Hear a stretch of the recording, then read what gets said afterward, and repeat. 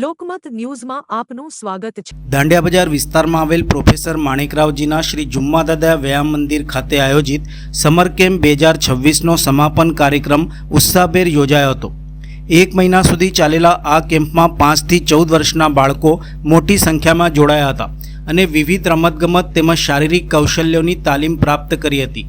Camp દરમિયાન બાળકોને skating, judo, karate, mallakhamb, રોપ mallakhamb, lezim, dumbbells, dance તેમજ માસ્ટરમાઇન્ડ જેવી પ્રવૃત્તિઓમાં માર્ગદર્શન આપવામાં આવ્યું હતું। સમાપન પ્રસંગે બાળકો દ્વારા શીખેલી વિવિધ કળાઓ અને વ્યાયામ કૌશલ્યોનું જીવંત પ્રદર્શન કરવામાં આવ્યું હતું, જેને ઉપસ્થિત વાલીઓ અને મહેમાનોએ વધાવી લીધું હતું। આ પ્રસંગે આયોજકો દ્વારા જણાવ્યું હતું કે આજના ડિજિટલ યુગમાં બાળકો મોબાઈલ, ટીવી અને સોશિયલ મીડિયામાં વધુ સમય વિતાવતા થયા છે। આવા સમયે તેમને મેદાન, વ્યાયામ અને રમતગમત તરફ પ્રેરિત કરવું અત્યંત જરૂરી બની ગયું છે।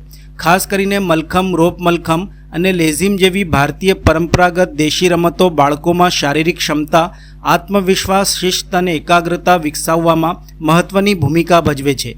સમર કેમ્પનો મુખ્ય હેતુ બાળકોમાં સ્વસ્થ જીવનશૈલીનો વિકાસ કરવો, દેશી રમતો પ્રત્યે રસ જગાવવો અને શારીરિક સાથે માનસિક વિકાસને પ્રોત્સાહન આપવાનો રહ્યો હતો।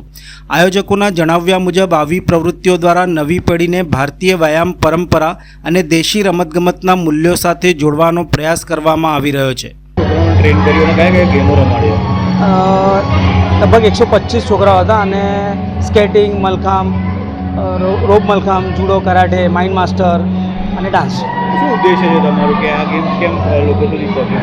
ઉદ્દેશ તો એ છે કે નાના બાળકો આજે ટીવી, મોબાઈલ, ગેમમાં રમ્યા કરે છે, એટલે પેરેન્ટ્સને બી ખબર છે કે આજે સવારે અમારો કેમ્પ જ સવારે 7 વાગ્યાથી 10:30 સુધી ચાલે છે, એટલે છોકરાઓને પેરેન્ટ્સ મૂકી જ જાય કે ભાઈ આટલા ટાઈમ સુધી તો છોકરો મોબાઈલ અને ટીવીથી દૂર રહેશે।